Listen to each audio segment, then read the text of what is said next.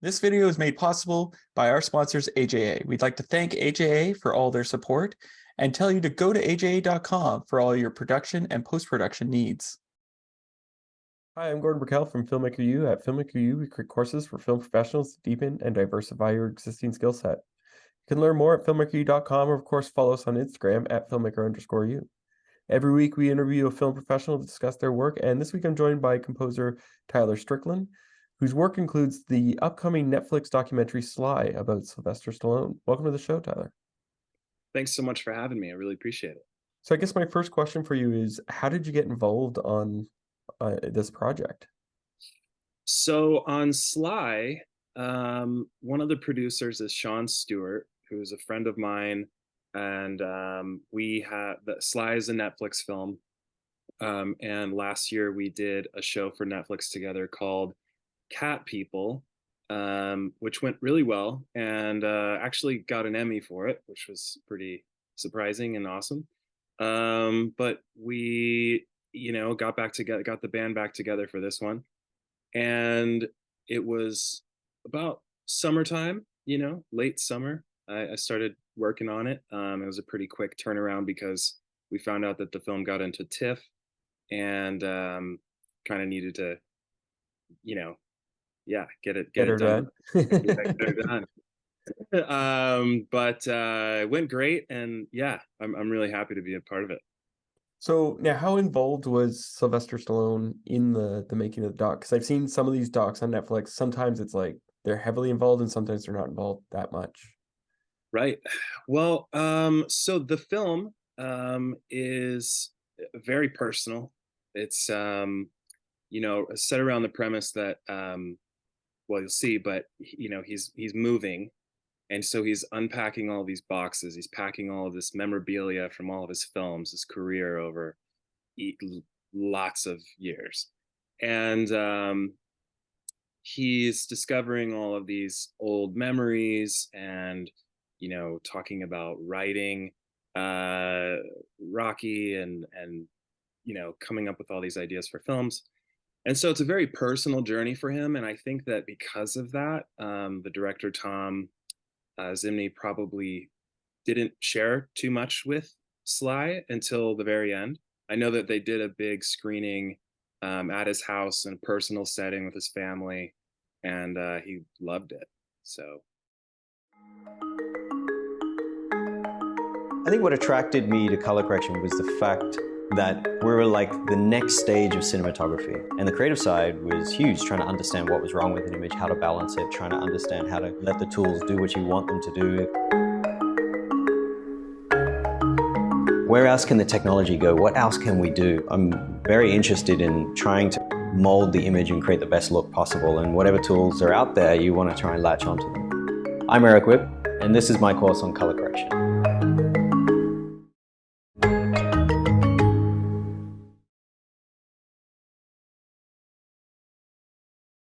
Well, that's good to know. Well, I was wondering if, like, yeah. all of a sudden you were sitting with Rocky having to get notes.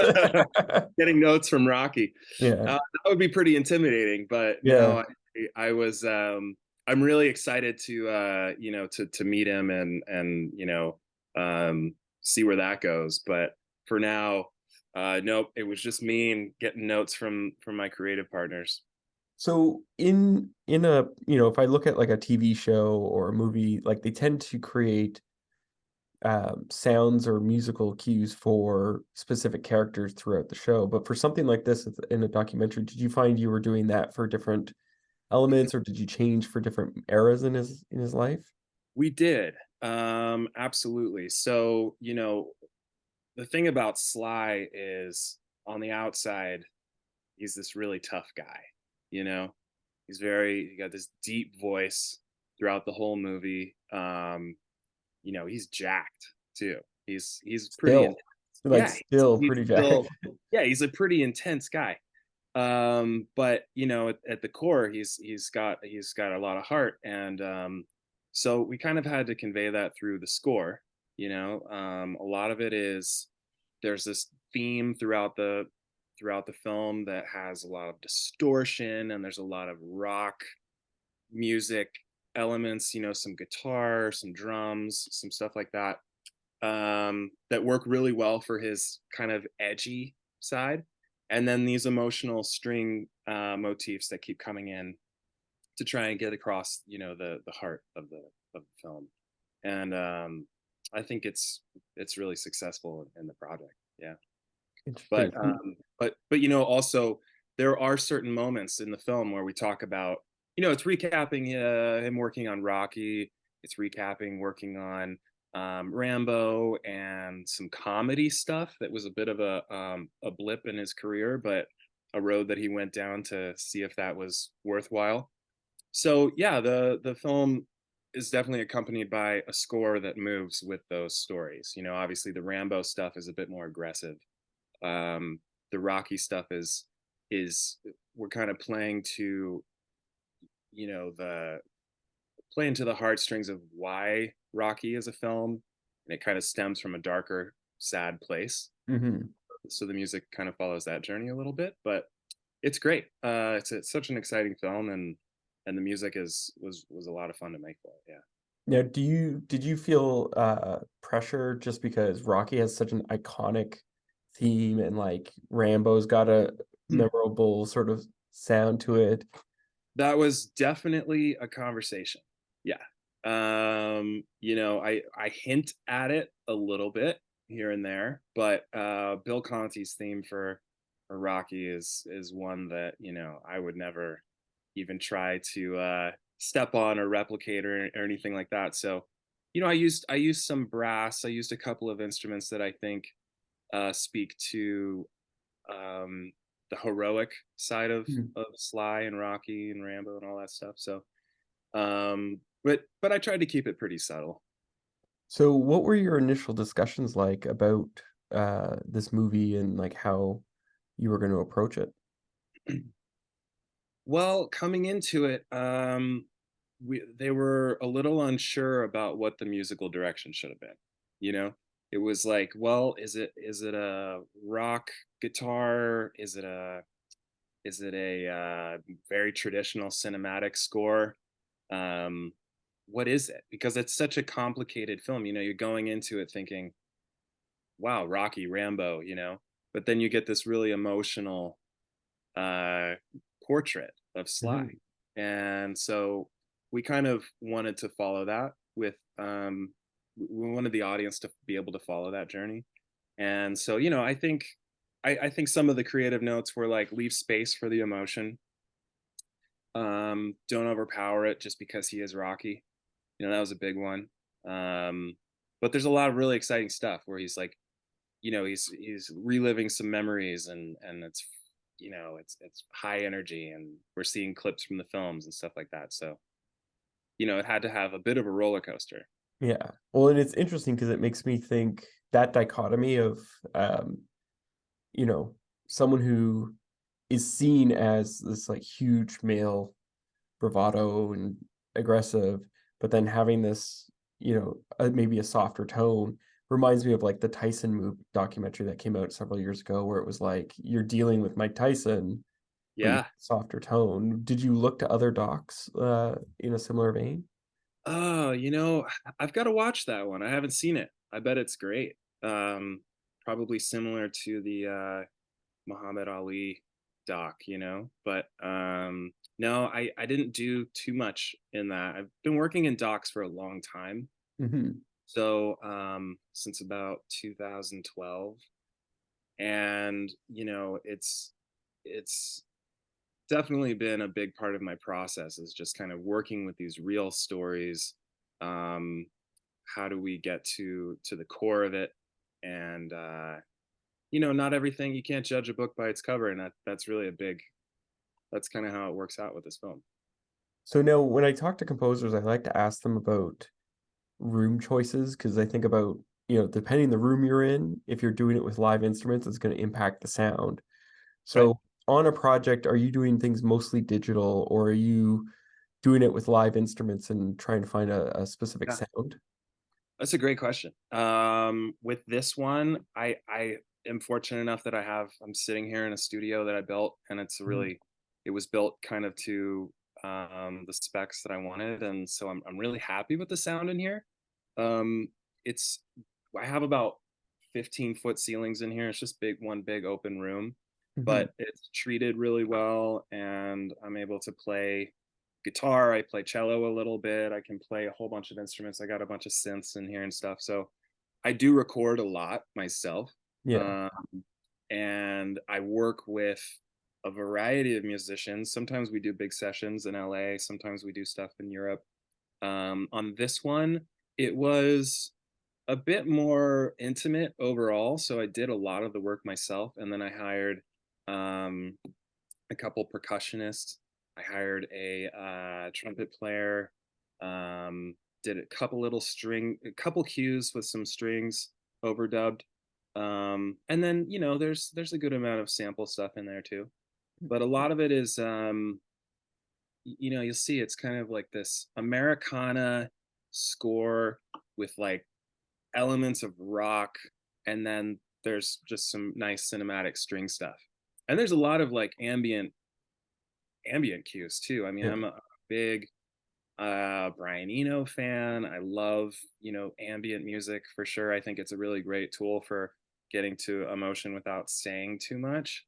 And this film needed a lot of that. So Now, yeah. in your creative process, like, do you find that you start just with like a live instrument, or do you go to, like a synthesizer and sort of play around, or like how do you sort of discover a sound? Yeah. Well, the first thing that I usually do in most projects is I'll watch the cut. Or if it's early on, I'll just watch some scenes, whatever they have available, and then kind of turn it off and just write some music that I think feels like it's in that world Mhm. of the characters, and what we're trying to say with the film. And then I'll take that music and try to just find places for it in the film. And that's a really good jumping off point, because sometimes you're looking at a scene and you're thinking, man, the temp music that they use is just awful. It's so wrong, and like how where do I even start, you know? And I think the easiest way is to just try and drop some music in there that you've written, and ideally it's stuff that you've written for the show. But that's a good way to start, and I usually like to do that. So when Um, you're watching the first cut, do you turn off the temp music just so you can see it fresh, or I like to see the Yeah, like? my process is typically that, if the film comes in with temp, I watch it, I map it out. Mhm.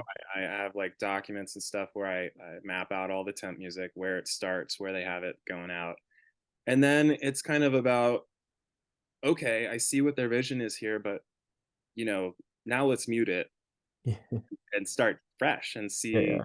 We have a roadmap. We know where to go. We know where the music has to come in and go out. But like, how do we do this fresh? How do we come up with motifs and then sprinkle them throughout the film in some important areas? Some editors are really great with temp music. So, I mean, this doesn't happen all the time, you Yeah, know, but yeah. sometimes they're really good with it, and they'll find places in the film where, hey, this is a big thematic moment, and they've caught on with that, and they put the temp music in there thematically, and that's really helpful too, because it, I always say like temp music is kind of our worst enemy as composers, but also it's a great tool for the editors and the directors to convey their vision for what they're looking for. Now, you talked about how like there's different different sounds depending on the era and what's happening. So is there a particular piece in this film that you is your favorite and that you really like? Um, Yeah, actually. So there's a big scene. Most people know, Sly kind of started out as a New York guy. He moved to LA in the 80s. It's a big part of the film, his Mhm. journey to Hollywood and starting fresh, right? And so there's this pretty big scene where he's driving across country. He has some car troubles. He gets to town. He kind of links up with some actor friends and tries to figure out where to go. But the music for that was a very sort of like Americana tune, Hmm. and it plays really well. It's one of my favorite pieces in the score.